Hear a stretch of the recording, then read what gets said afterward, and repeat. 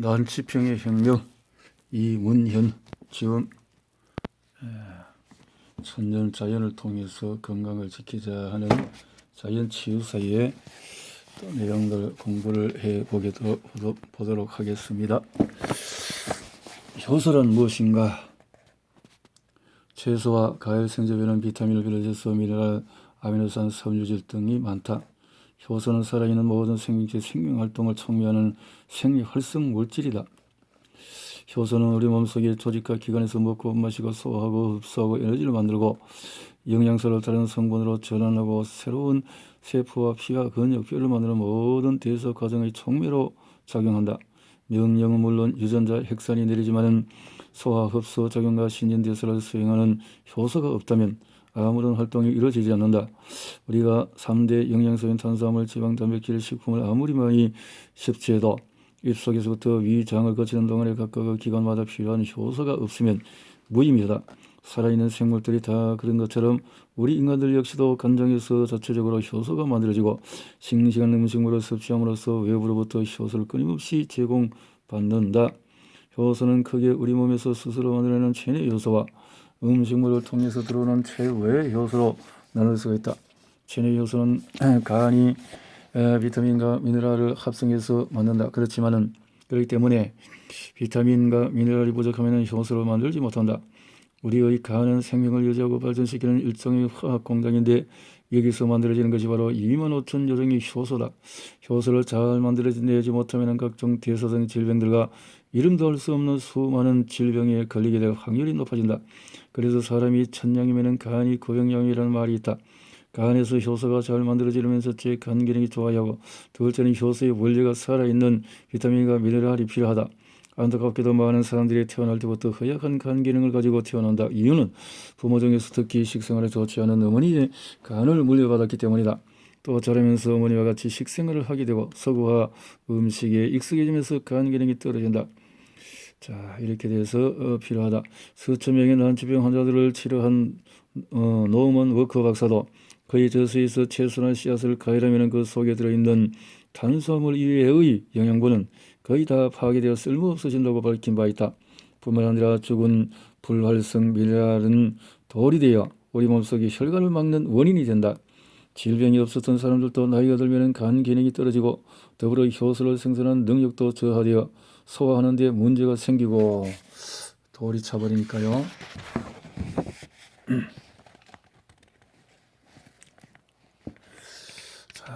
우리 몸속의 효소는 소화기관에 일하는 소화효소와 각종 신진대사를 일으키는 대사효소로 나눌 수가 있다. 미국 에드워드 하웰 박사는 과거에 비해서 현대인에게 효소가 많이 부족하다고 했다. 그의 주장에 따르면 인간은 나이가 들수록 몸속의 효소가 크게 감소해서 80대 노인 20대에 비해서 전분을 부여하는 소화효소는 아밀라티가 적게는 2배, 많게는 30배까지 부족하다고 했다. 이런 거 부족한 것을 채워 넣어야 된다. 채식과 녹즙이 필요한 이유는 실제로 과거에 비해서 현대인들에게 효소가 크게 부족한 데에는 그 이유가 있다. 오늘날 현대인들의 식생활의 90% 이상이 익혀서 먹는 화식으로 이 화식이 우리 몸속에서 효소의 부족 형상을 이끌어내는 주범이다. 왜 화식이 효소의 부족을 가져오는 것일까? 단백질로 이루어져 있는 생리활성물질인 효소는 온도가 섭씨 50도 이상 올라가면 영양분이 파괴되어서 활성을 잃는다. 그러므로 재료를 익혀서 먹을 때 체외 효소는 영양분이 100% 파괴되어서 음식물 자체에 들어있던 효소는 우리 몸에 들어가도 아무런 도움을 주지 못한다. 그렇다면 음식물을 소화시키고 대사시키기 위해 필요한 효소들은 전적으로 우리 몸 안에서 다 만들어져야 하는데 현대인들은 약한 간 기능과 익힌 음식으로 인해서 활성 비타민과 미네랄이 절대적으로 부족한 상태이다. 사람의 췌장 크기는 풀만 먹는 초식동물의 췌장보다 2 내 3배 크다는 연구가 나왔는데 이는 화식과 잡식을 즐기는 인간의 초식동물에 비해서 소화효소의 수요가 그만큼 크다는 것을 말한다. 이것은 우리가 식생활을 채식 위주로 바꾸고 녹즙을 많이 마셔야 하는 이유이다.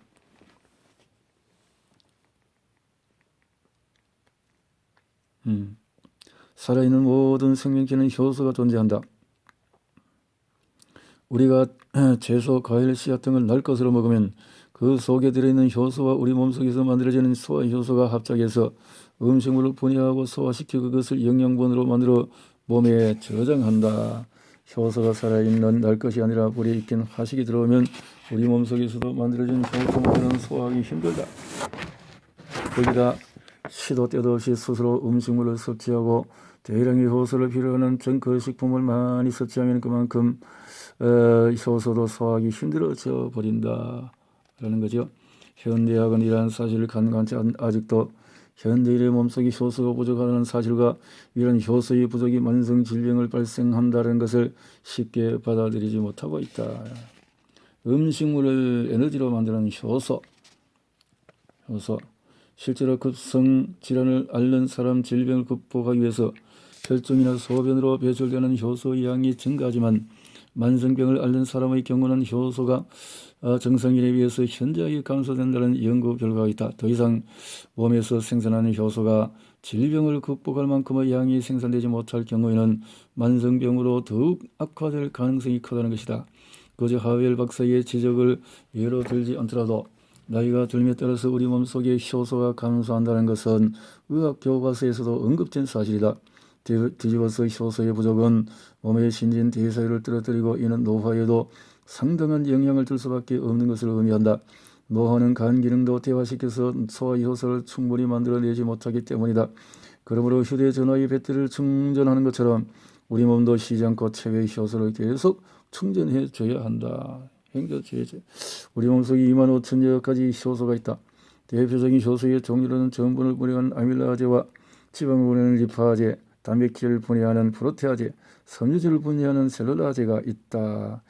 그래서 우리가 먹은 음식물은 위장, 소장을 거친 덩어리의 4가지 효소 외에도 프티알린, 펩신, 트립신, 에립신 등 효소가 음식물을 분자 단위로 분해해서 영양소를 흡수하기 좋게 만들어 나가는 것이다. 우리 인체는 60에서 100조 개의 세포로 구성되어 있는데 이 중에서 하루에 2% 정도가 새로운 세포로 바뀐다. 이 과정을 신진대사라고 하는데 음식물로 섭취한 탄수화물과 지방은 우리 몸의 에너지를 만드는 원료가 되고 단백질은 새로운 세포를 만드는 원료가 된다. 신진대사가 잘 되면 건강해지고 면역이 생기고 탄수화물, 지방, 단백질을 에너지와 세포로 변하는 일을 엔자임, 즉 효소의 일이다. 효소의 놀라운 기능은 효소는 음식물을 소화시키는 작용에서부터 영양분의 흡수, 노폐물의 분해, 배출. 효소는 우리가 생명의 건강을 이루는 데 있어서 없어서는 안 될 중요한 영양소이지만 앞서 언급한 바와 같이 현대인의 식생활은 90% 이상이 화식인데다가 효소를 불필요하게 소모시키는 음식을 너무 많이 먹기 때문에 우리 몸 안에 효소가 항상 부족한 실정이다. 해독, 노폐물의 분해, 배출에 이 효소가 필요하다라는 것이고 실제로 원인을 알 수 없는 난치병과 불치병을 앓는 환자들이 생즙을 많이 마시면 대량으로 공급된 효소와 비타민, 미네랄 때문에 독소가 해독되고 신진대사가 원활해져서 단기간에 병을 훌훌 들고 일어나는 경우가 많다. 30여 년간의 천년 치유를 연구하면서 이 같은 기적 같은 일들을 경험할 때마다 알면 알수록 놀라운 효소의 세계의 감탄을 금할 길이 없다. 우리가 숨을 쉬면서 마시는 공기는 대체로 20%와 산소 80%의 질소로 구성되어 있는데 폐에서 나가는 공기는 주로 일산화탄소와 이산화탄소. 그렇다면 질소는 어떻게 될까? 여기에 또한 효소가 작용한다. 우리의 폐에는 옥시다제, 나이트라제라는 두 종류의 효소가 있다. 우리가 들이마신 공기가 폐의 작은 포도덩이 같은 폐포로 들어오면 옥시다제는 공기로부터 산소를 분리하고 나이트라제는 질소를 분리시킨다. 옥시다제에 의해서 분리된 산소는 또 다른 효소의 작용으로 피 속에 들어가서 우리의 몸속에 순환하고 질소 역시 효소에 의해서 몸속으로 옮겨져 단백질의 형성을 돕는다. 생명의 신비와 천년치유력. 천년치유를 통해서 수천 명의 난치병 환자를 치유하는 데 성공한 미국의 노만 워커 박사는 그에 져서 기적의 자연식 효소는 생명의 본질로서 만져지지 않는 우주 에너지라고 말했다. 인간을 비롯한 동식물이나 나무 열매, 씨앗 등은 모두 산 것이 아니면 죽은 것으로 구분된다. 모든 생명체가 삶과 죽음을 동시에 가질 수는 없기 때문이다. 생명이 있는 곳에는 반드시 효소가 있기 마련이다. 씨앗 속에 들어있는 효소도 마치 잠을 자고 있는 것 같은 상태이지 죽은 것이 아니다. 실제로 시베리아나 빙하지대의 얼음 속에 묻혀있는 냉각 등 동물들의 사체 속에는 효소가 그대로 남아있으며 이 사체를 평소 체온 정도의 온도로 녹여주면 효소가 다시 활성화되는 것을 발견할 수 있다. 따라서 효소는 우리가 원하는 수준의 낮은 온도에서 보관하면 전혀 문제가 없으며 이런 생즙도 마찬가지다. 사람의 몸은 효소를 포함한 필수 영양분의 균형이 매우 중요하다. 우리의 몸은 일정한 원소들로 구성되어 있어서 혈액이나 장기, 선세, 보 등의 모든 기관에서 필요한 원소들을 적절히 비율로 포함하고 있지 않거나 어느 한 가지가 부족하면 균형이 깨어지고 급기야는 원인조차 알 수 없는 다양한 질병을 유발하게 되어진다. 우리가 먹는 염료나 광물질도 인체에서 세포와 조직의 재건, 재생에 쓰기 위해서 반드시 유기체로 되어져야 한다. 유기체로 해서 우리의 인체는 해로운 세균이나 음식물이 어느 정도 들어와서도 괴롭힘을 견딜 수 있도록 만들어져 있다. 체내 흡수율이 뛰어난 생즙. 노만 우커 박사는 그의 책 기적의 야채 가집에서 인체의 세포와 기관, 선 등의 조직에 가장 빨리 영양을 전달할 수 있는 방법은 분자와 원자 형태의 영양소이며 효소라고 설명을 한다. 효소. 자, 흡수율이 67%가 된다 이 말이죠. 채소나 과일을 갈아서 짜지 않고 섬유질과 함께 먹으면 위는 이 섬유질을 소화하기 위해서 2 내지 3시간 동안 열심히 일을 해야 한다. 이것을 간식이라고 하는데 간식은 위험의 원인이 되고 간은 피로해져서 다음 식사 시간에 소화장애를 일으키는 것 때문에 엘렌 화이트는 그의 저서에서 간식으로도 사과 한 쪽도 해롭다라고 기록하고 있다. 간식을 하는 대부분의 사람들이 위험을 갖고 있는 경우도 많은 것도 이러한 이유에서이다. 일본은 니시 건강법에서는 채소를 갈아서 짜지 않고 숟가락으로 떠 먹으라고 가르치는데 이것은 간식이라는 중대한 사실을 이해하지 못했거나 간과한 것이다. 특이한 맛의 채소나 약초도 즙을 내면 쉽게 먹을 수 있다. 맛이 쓰거나 시거나 비린 채소나 약초들 중에는 질병을 회복하는 데 효과적인 것들이 많다. 그냥 섭취하기 힘든 이러한 채소나 약초는 당근과 함께 즙을 내서 마시면 씹어 먹는 것보다 훨씬 쉽고 맛있게 먹을 수 있다. 질문과 답변. 생채소나 과일을 그냥 씹어서 먹는 것과 생즙을 짜서 먹는 것은 어떤 차이가 있습니까? 많은 사람들이 생채소나 과일을 짜서 섬유를 버리지 않고 그대로 먹는 것이 더 좋지 않느냐고 묻는다. 이는 일본의 니시 건강법에서 다루는 이야기로는 전혀 일리가 없는 말은 아니다. 실제로 섬유소라는 것이 아무 영양 가치는 없지만은 6대 영양소 중의 하나로 불릴 만큼 중요한 물질이다. 생섬유소는 소화된 음식물의 노폐물이 장을 원활하게 통과할 수 있도록 해주고 장을 깨끗하게 만드는 청소부의 역할을 하기 때문이다. 따라서 생섬유질도 충분한 양을 섭취해주면 좋다. 단지 섬유질은 식사 시간에 먹어야 한다. 만약 공복에 먹으면 적은 양도 간식이 되어 위와 간에 부담을 주고 위험과 위산 과다의 원인이 된다. 따라서 공복에는 반드시 섬유질이 없는 생즙으로 마셔야 위장을 가동시키지 않고 영양을 공급할 수 있다. 생채소와 과일을 씹어서 먹지 않고 생즙으로 짜서 마셔야 하는 이유는 하루 권장량에 해당하는 많은 양의 과일과 채소를 그대로 씹어서 먹기가 매우 힘들다는 점 외에도 생즙은 씹어서 먹을 때에 비하여 월등한 흡수율을 보이기 때문이다.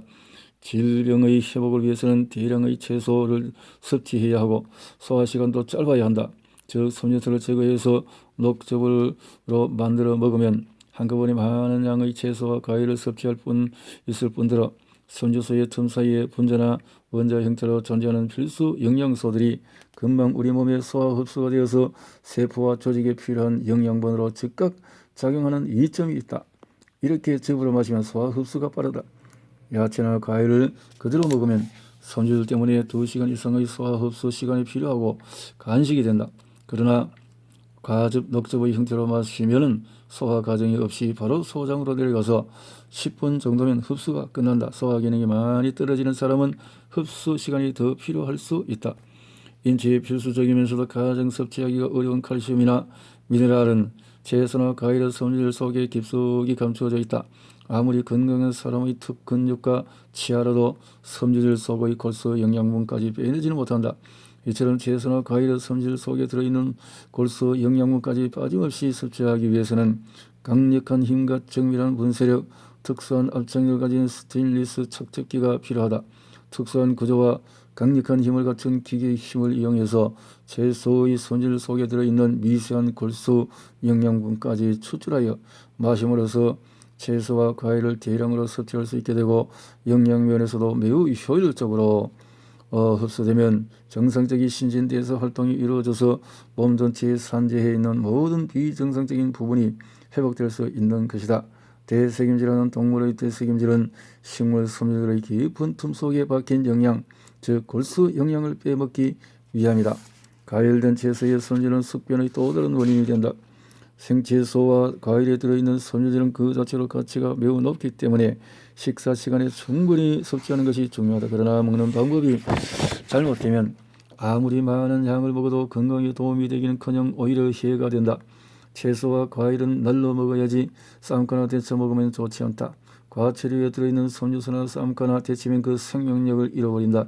높은 열을 가한 섬유질은 끈적끈적한 콜로이드 상태로 변해서 장 속의 육모 사이에 끼게 되고 오랜 시간 두면은 숙변을 만든다. 이러한 섬유질은 소장벽의 육모 사이에 끼면서 진득진득한 물질로 덮이는데 시간이 지날수록 많은 물질이 쌓이면서 유해균의 먹이와 서식처가 되고 발휘하면서 염기성 독을 발생시키고 중독을 일으키며 혈액을 오염시키거나 숙변을 만들어서 장의 운동을 느리게 하여 변비와 대장염 등을 일으키게 되어진다. 인체의 독인 숙변. 이렇게 잘못된 식습관으로 인해서 24시간 공급되는 독은 인체를 빠르게 파괴하여 각종 질병을 만든다.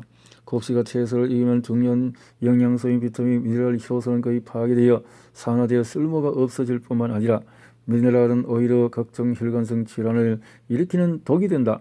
무엇보다 익힌 곡식은 그 속의 섬유질과 탄수화물이 끈적끈적해지고 잘못된 저작 습관과 음식물의 합식, 간기의 저하 등으로 인해서 소화불량을 일으키고 위를 통과하여 내려가다가 소장 점막의 육모 사이에 끼면서 썩기 시작하며 오랜 시간 동안 방치되어서 독을 발생시킨다.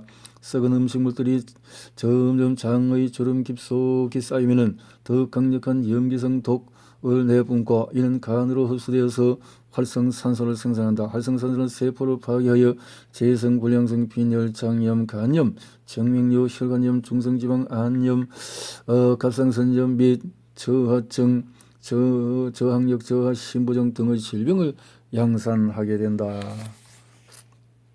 이렇게 생즙에 대한 속설과 진실은 간혹 채소와 과일을 짜서 즙으로 마시면 맛이 너무 진하다거나 오히려 간에 무리를 줘서 좋지 않다고 말하는 사람도 있다. 즙이 과일과 채소를 그냥 먹는 것보다도 영양가가 떨어진다거나 간에 나쁘다는 속설 때문에 마시기를 꺼리는 것인데 이런 생즙의 진실을 모르고 하는 말이다. 그렇다면 생즙은 누구에나 다 좋은 것일까? 즙은 빠른 속도로 흡수된다. 생즙은 우리 몸의 조직과 세포가 필요로 하고 곧바로 흡수할 수 있는 원자, 분자 형태의 영양소와 생리활성 물질인 효소를 가장 효과적으로 공급해 줄 수 있는 유일한 방법이다. 예를 들어서 샐러리는 나트륨을 많이 포함했기 때문에 더운 여름철이나 열대지방에서 먹으면 더위를 이기는 데 매우 도움이 되는 식물이다. 그러나 이 샐러리는 날 것 그대로 먹기가 힘들 뿐더러 우리 몸이 소화하고 흡수하는 데 시간이 걸리지만은 생즙을 짜서 마시면 빠른 시간 내에 소화 흡수가 된다. 질문과 답변. 생즙을 파는 사람들이 무조건 생즙이 몸에 좋다고 하고 의사들 가운데서는 생즙을 먹으면 안 된다고 하는데 어느 쪽이 맞습니까? 실제로 환자들 중에는 의사들의 말을 전적으로 신뢰해 생즙을 먹지 않는 사람도 있다. 사실 어떤 측면에서는 의사가 환자에게 생즙을 함부로 먹으면 안 된다는 말을 해주는 게 맞기도 하다. 생즙을 마시는 사람의 몸 상태와 만드는 방법, 마시는 방법 등이 사람마다 차이가 있기 때문이다.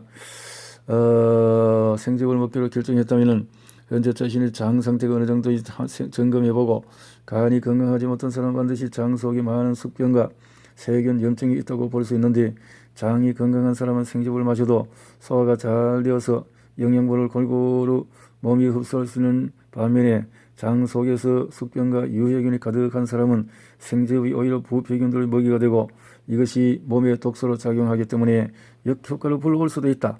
또한 간질환을 심하게 앓고 있는 사람은 장 속에 유해균과 부패균이 너무 많기 때문에 이런 사람이 영양소가 풍부한 생즙을 마시면 유해균에 의해서 금방 썩어서 피를 오염시키고 독소를 만들어서 간의 기능을 더 악화시킬 수도 있다.